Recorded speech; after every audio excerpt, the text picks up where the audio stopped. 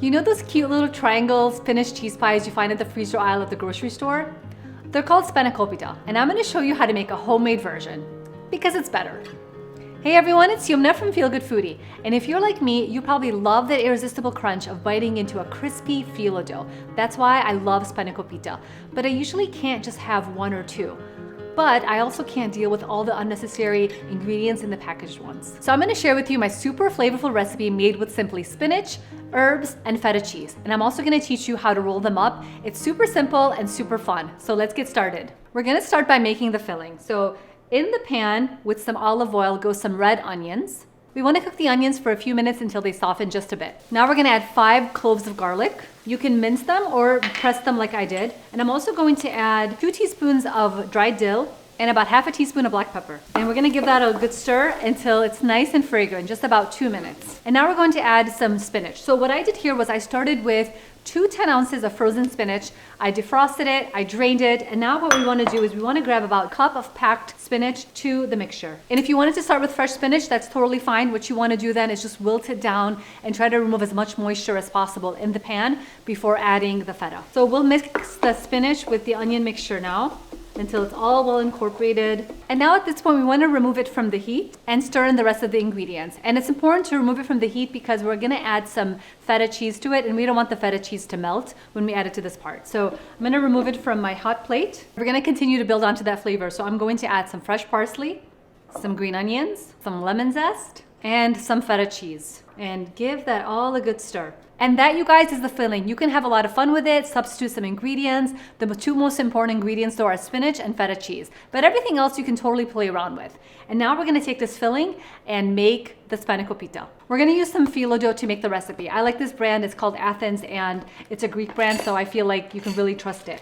So you can defrost this overnight in the fridge, or you can leave it out at room temperature for 3 hours before using it. And then when it's time to use it, just roll it out very carefully. You're gonna notice it's super delicate, and it's the same stuff we use to make baklava. So to start, we're gonna cut this into thin strips so that we can roll it into the Spanakopita. I usually like to cut it into 3 equal strips, and I use the pizza cutter because it just makes it super easy to do so. So just go ahead and just gently cut through, and you may want to divide the stack in half if you find it easier to cut through. I'm just using a whole lot of power to cut through, I think 40 or 20 sheets. This is about the size that you're looking for. So kind of like 2.5 to 3 inches wide of strips, and it can be even longer if you wanted to. This size actually works really well. It's about 12 inches long. And you'll notice right away that some of these are starting to break, and that's totally fine because we're gonna add a whole lot of butter that's gonna glue it all together. But while you're not working, it's important to keep the phyllo dough pretty damp. So I like to just use a damp kitchen towel and to cover this up while I'm not working. So I'm going to create a working surface now and then a non-working surface where I keep the rest of the phyllo dough pretty damp. So I find it easiest to work as an assembly line, and instead of just doing one from start to finish, I like to do 3 at once, or even sometimes 6 at once.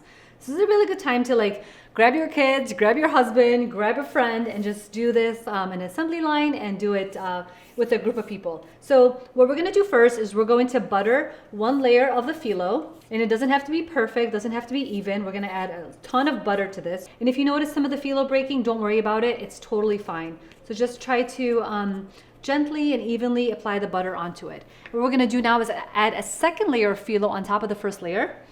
And we'll add a 2nd layer of butter right on top of the 2nd layer of phyllo. Now we'll take some of this mixture and add it to the bottom of each one. So just a little filling like this. And don't overfill them too much. We want to try to keep it about 1 tablespoon to 2 tablespoons of filling for each one. And what you want to do now is you want to just try to pinch it into kind of a rough shape of a triangle. Doesn't have to be perfect. Take a corner and tuck it up. Once you have that, you'll tuck it 1 more time, and then again, and then again, and again, and again, and again, until you have a cute little triangle just like this. And now you can take it and place it on a baking dish. We can also keep the assembled ones covered with a damp kitchen towel. Here's the first batch on a half sheet, and I'm just gonna add a little bit of butter on top so they get nice and golden. And then we're gonna bake them in the preheated oven at 375 for 20 to 25 minutes until they get nice and crispy. All right, you guys, they are done. This is half the batch of the Spanakopita out of the oven, and they look so good. So we're gonna go ahead and plate them now and then go ahead and do a taste test. And to serve it, I love adding some fresh parsley on top.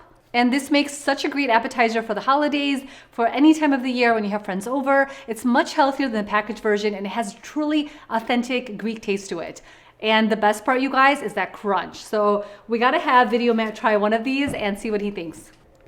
Awesome, he likes it. And I'm gonna try one of these as well, you guys, because the smell of them in the oven has been tantalizing. It's like buttery, and the smell of that spinach and the feta. So let's see what they taste like. You guys, I think you know what I'm about to say, but so good. I just love it.